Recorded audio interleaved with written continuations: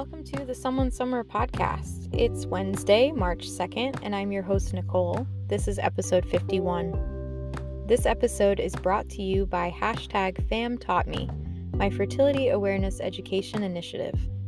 Find all of my fertility awareness information on my website, www.learnbodyliteracy.com, and follow me on Twitter and Instagram at LearnBodyLit to learn more.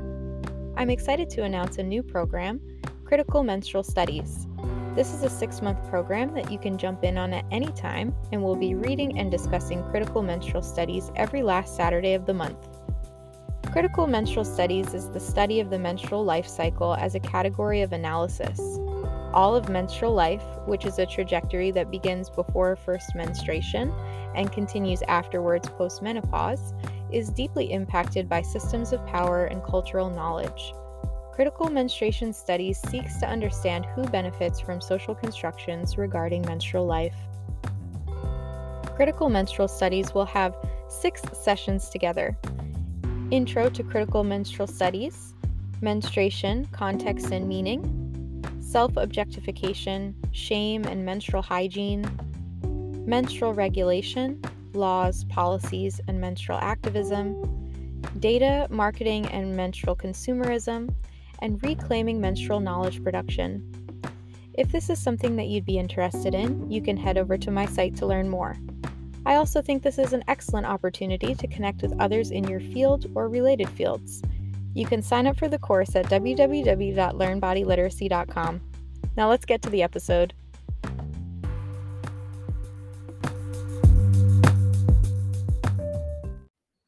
In 2020, Palgrave published the first of its kind, the Palgrave Handbook of Critical Menstruation Studies. The handbook has 72 chapters written by 134 contributors in 23 countries. I spent much of 2021 reading the handbook, and when I finished it, it felt like I had taken a trip around the world looking at menstruation from every angle. Yet really, this is the first book to ever attempt to capture the diverse perspectives of critical menstruation studies. I have been working with menstruation my whole life in some ways, and I wish I had known how empowering it really was to be this in charge of my body earlier. But this journey began around 8 years ago for me.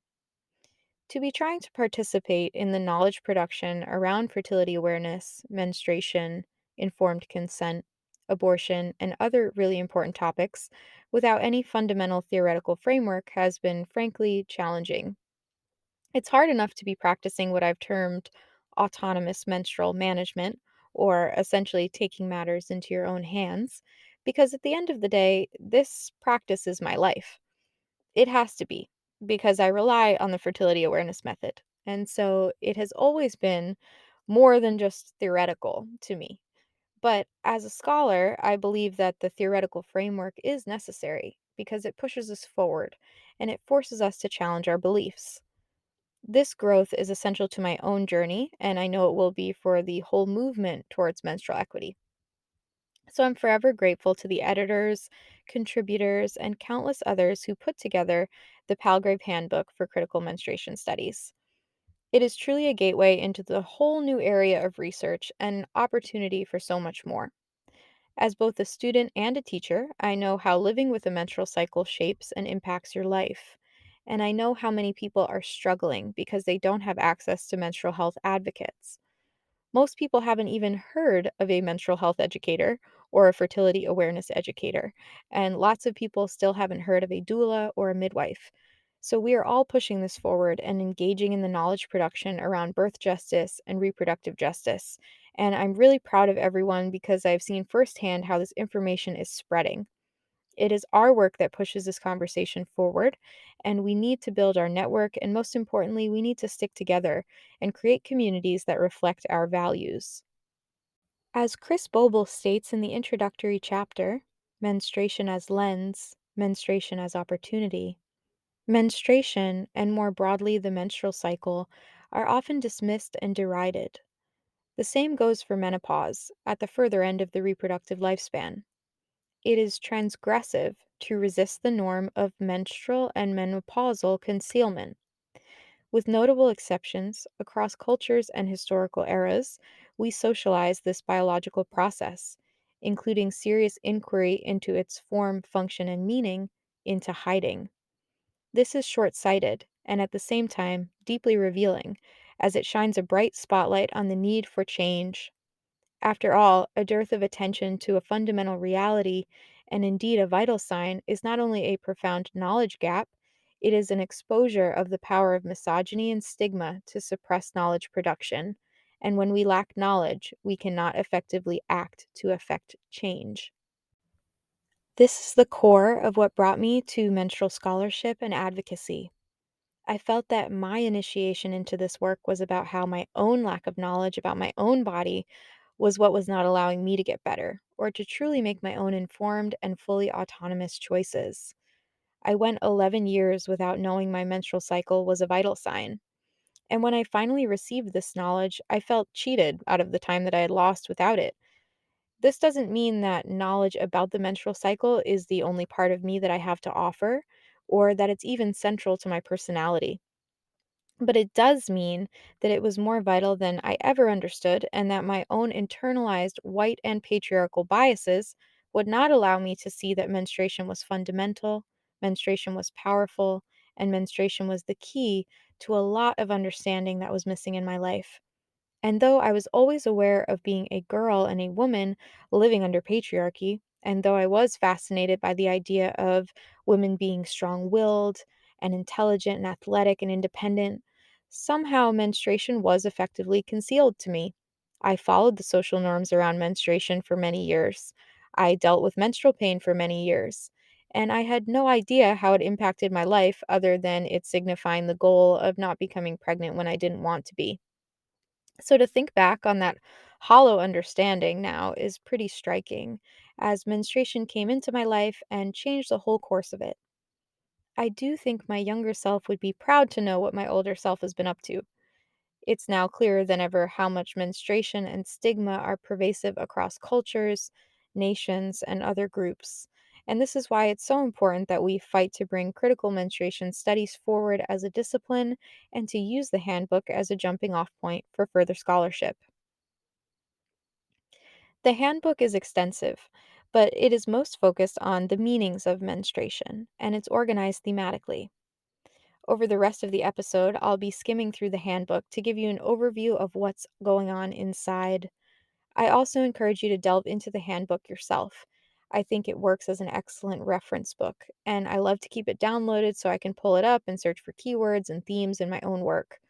I suggest other birth workers and those working in reproductive and birth justice do the same, as it helps to have these resources on hand when you need to refer to them. The 6 parts of the handbook are menstruation as fundamental, menstruation as embodied, menstruation as rationale, menstruation as structural, menstruation as material, and menstruation as narrative. I'm guessing you've never heard of menstruation organized this way, because I sure hadn't before, and that's okay. This is why I've created this overview episode, so you can introduce yourself to critical menstruation studies, and so that you can see if perhaps your own work may benefit from delving into one of these areas in particular. Menstruation as fundamental. The first section is aptly named Menstruation as Fundamental and constitutes the first 15 chapters.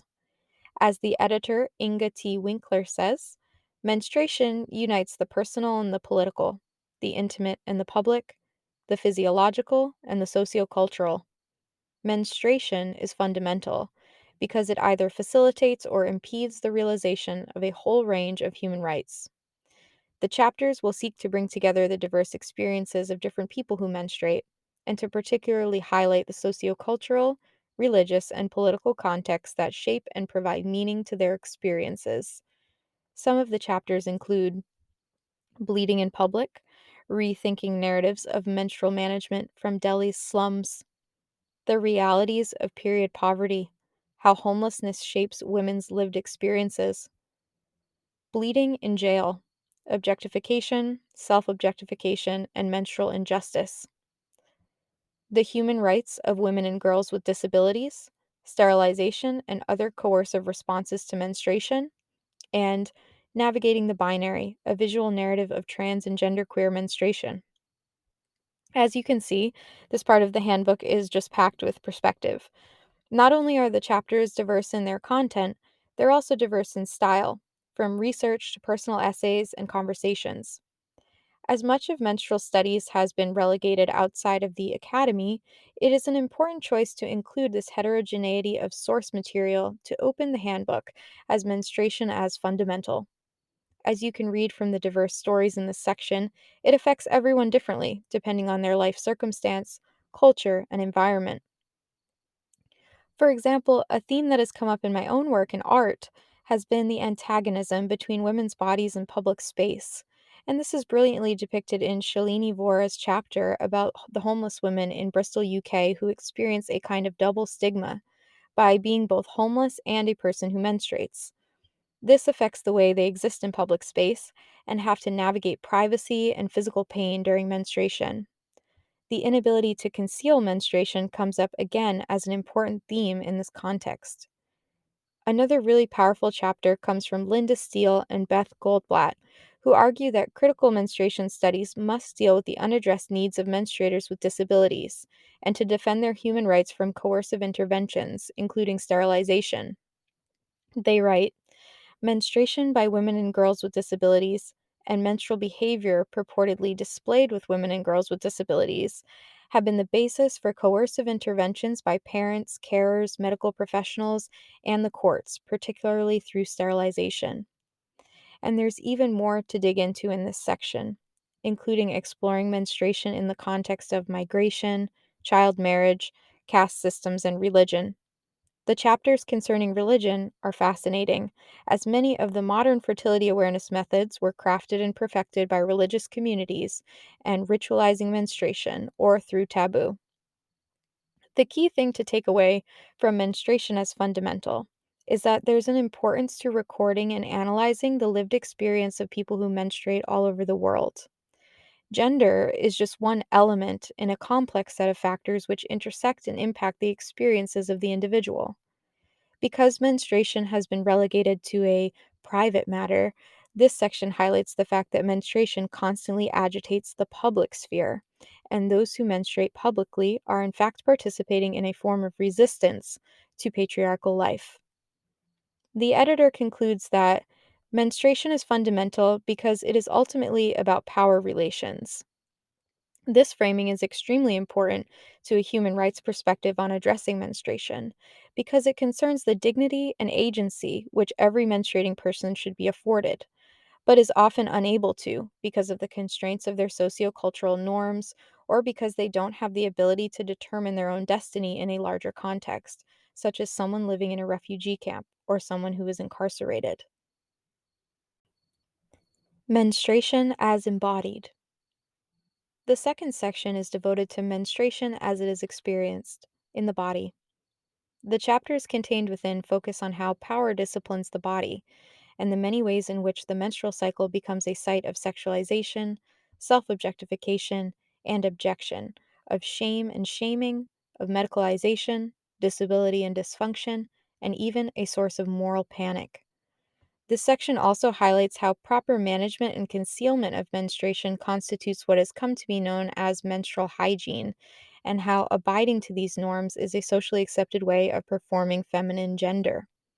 It further extrapolates on how entire industries have been built around menstrual discipline and regulation through the work of the menstrual hygiene industry, which has a vested interest in keeping us disassociated from our bodies as well as perpetuating harmful menstrual stigma.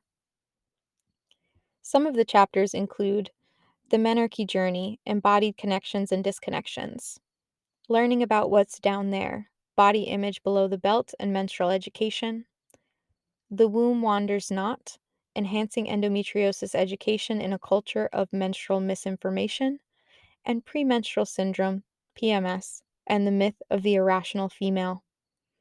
There's just a lot to take from this section. Body politics has been an interest of mine for a very long time, and I've even done some work archiving menstrual product marketing in the past to reveal these stigmas and why the companies that market them to menstruators use these effective strategies to sell more products. It also connects well with other notions of body politics, such as the self monitoring or self policing a strategy that menstruators participate in so that their menstrual status can remain hidden to the public.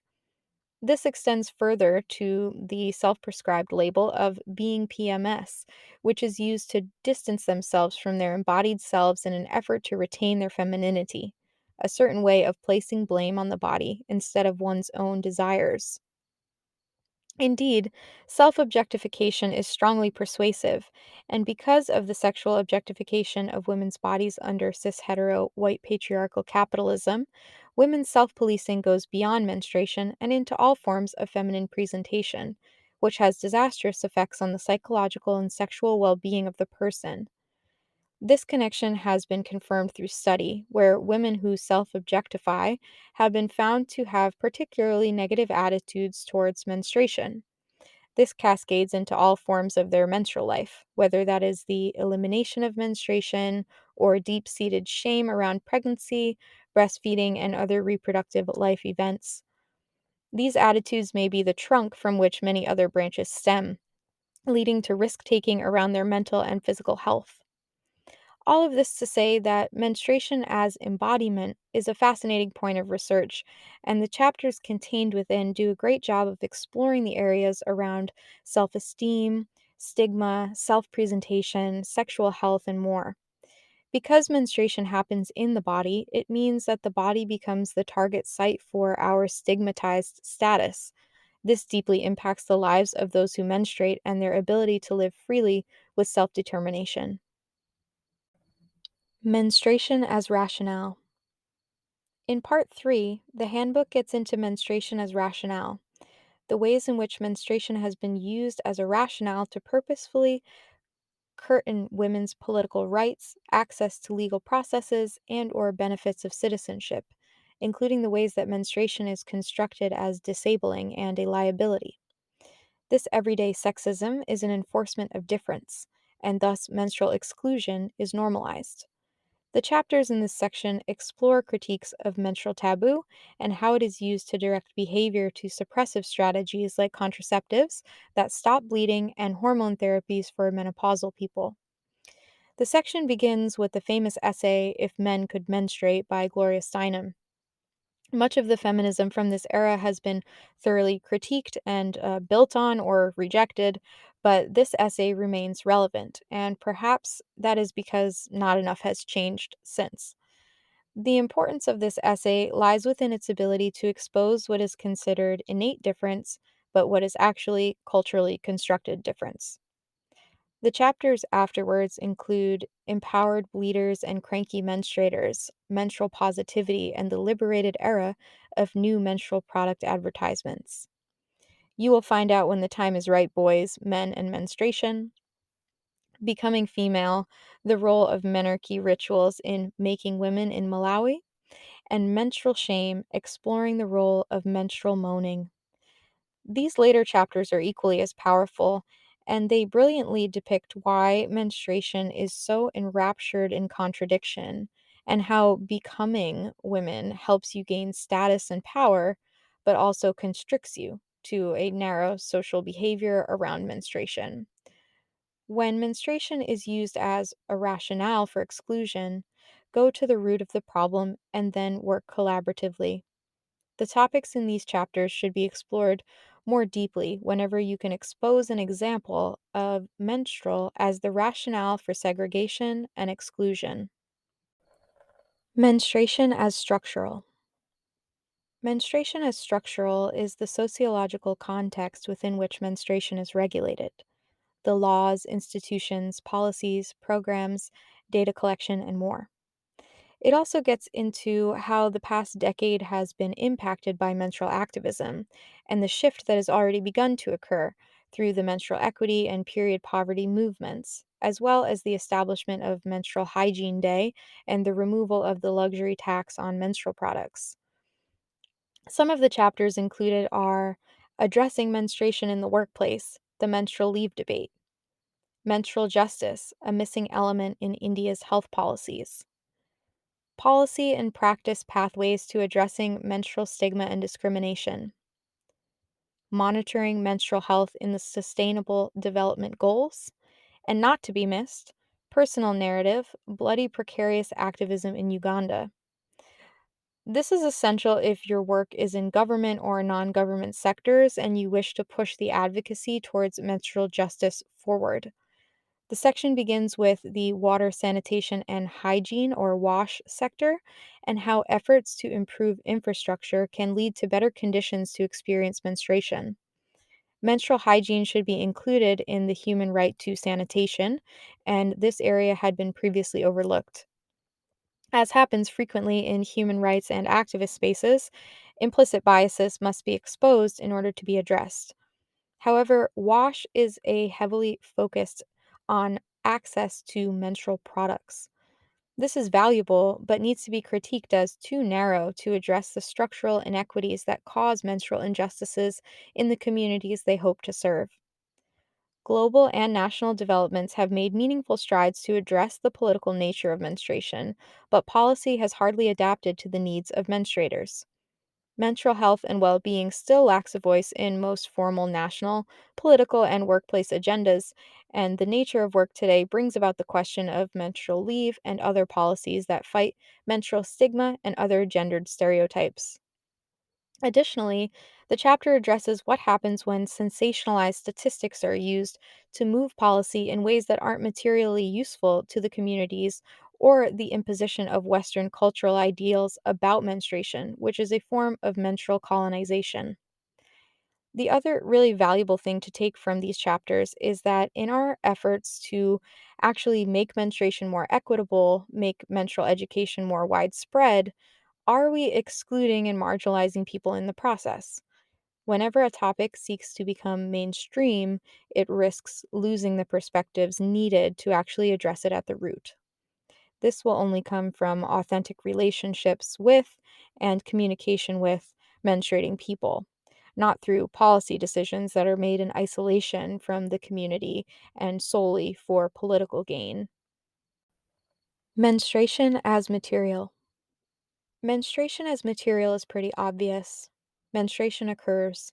It is a cyclical biological process, and it will continue to be for a large portion of our lives. Material also denotes materials, as menstruation necessitates the need for tools to absorb or collect it. It warrants discussion on how we manage it. Elizabeth Kissling asserts within the current cultural logic of late capitalism, a woman's relationship to her menstrual cycle is largely defined through consumer products. Some of the chapters include toxic shock syndrome and tampons, the birth of a movement, and a research agenda, and not a real period, social and material constructions of menstruation. And this section also concerns how we measure menstruation and which metrics we find important, while maybe others are discarded.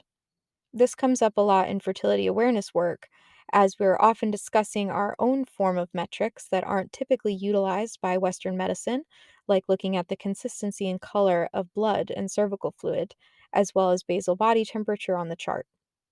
Some areas explored in this section are monitoring menses, design based investigations of menstrual tracking applications, and measuring menstruation, related absenteeism among adolescents in low income countries. This section also lends credence to other entry points for menstrual activism, in particular, how the arts has always been a medium for exploring menstruation. Depictions of menstruation are a transgressive expression of blood and expose unique taboos of gendered blood, as other kinds of blood and gore are normalized at the same time. Art is also a site of much debate when it comes to menstrual activism and the portrayal of the female reproductive system and genitalia. We are in a moment of reckoning with the necessary change to acknowledge and respect menstruation in the visual. Everything from medical school anatomy textbooks to protest signs are changing in real time as we address menstruation as visual and as material. This section eagerly addresses why menstruation must matter in order for us to properly deal with its material reality. Lastly, we reach menstruation as narrative, the final section of the handbook. If you made it this far in the handbook, you've already read dozens of personal narratives about menstruation. And since one of the major themes of the handbook is about the concealment, the stigma and shame associated with menstruation historically, it is no surprise then that the main way that knowledge has continued to be passed down has been through stories, folklore, legends, literature, art, and other media. As menstruation has been shunned from academic development, our knowledge production around menstruation has existed in the margins and the shadows, and it still is today. The amount of time that I spend dispensing information that is just basic biological fact and should have been included in, say, a high school sex education course is astounding. We are nowhere near the ideal of normalized menstruation, informed consent, or widespread and comprehensive sexual education. The importance of narrative form cannot be understated, as, quote, every culture throughout history has used narratives to process, share, and remember life experience. That includes experiences and knowledge of menstruation, menarche, and menopause. Stories do more than describe the world, stories make the world. This section includes chapters such as From Home to School, menstrual education films of the 1950s, Degendering Menstruation, Making Trans Menstruators Matter, Sex During Menstruation, Race, Sexual Identity, and Women's Accounts of Pleasure and Disgust, The Messy Politics of Menstrual Activism, and Transnational Engagements, Women's Experiences of Menopause. The importance of the continuation of narrative form to express the complexity of menstrual life and affect change in the way people experience their own menstruation is part of transforming to a more just world. As Chris Bowell and Brianne Foss write, menstrual activism works to move embodiment from object to subject status, to see the body not as trivial or unimportant, but as something foundational, urgent, and politically relevant. When we take seriously the menstruating body, we link up with others who engage in critical embodiment work, from human trafficking to eating disorders to sexual assault. This is why Menstruation Matters should really be a rallying call for everyone who cares about social justice and gender equality. Menstruation unites the personal and the political, and the intimate and the public, the minutiae and the bigger stories about the body. It is about so much more than blood. As you can see, the handbook is rich with information, resources, and opportunity for new engagements. For being the first of its kind, it is incredibly thorough, and yet menstruation is such a large topic that it is still not fully comprehensive. The handbook's introduction makes a call for more collection and archiving of non Western voices and more awareness of menstrual perspectives in the global South. There's also much more to be developed regarding the diversity of menstrual problems that occur from living as a marginalized person. And the question of how menopause is understood in the global North versus South has more to be explored. Critical menstruation studies is really just beginning. I hope you enjoyed this dive into the burgeoning field of critical menstrual studies. I am absolutely certain that my work will continue to have a relationship with critical menstrual studies, and in order to properly place ourselves, we have to find and understand our roots. I've realized that a large part of the uphill battle with teaching body literacy stems from the broken knowledge chains that were severed as the world transitioned to its current form. The profound changes that have occurred since, having capitalism as an economic system, nation states and private property, and patriarchal families as the dominant form of economic unit and family structure, cannot be understated. The forms of ancestral tradition around menstruation have long since been altered by these large social forces to differing degrees.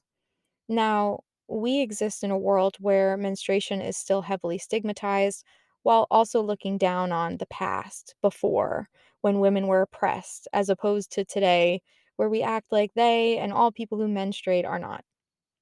So, those broken knowledge chains, the loss of culture, the loss of ritual, the loss of communal care have all contributed to why it is so hard to talk about menstruation today.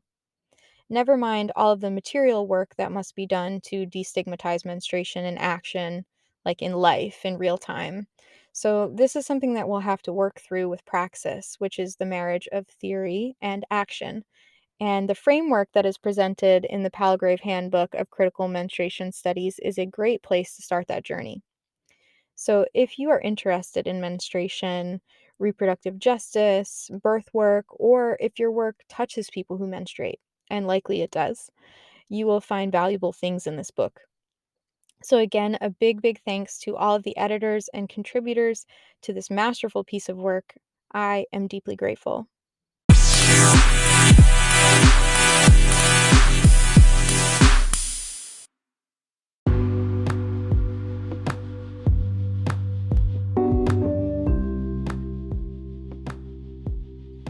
Thanks for listening. If you liked this episode, please share it with someone. You can find my show on Apple Podcasts, Spotify, and YouTube. If you can take a moment to subscribe, rate, and review me, I would really appreciate that, as doing so helps more people find this show.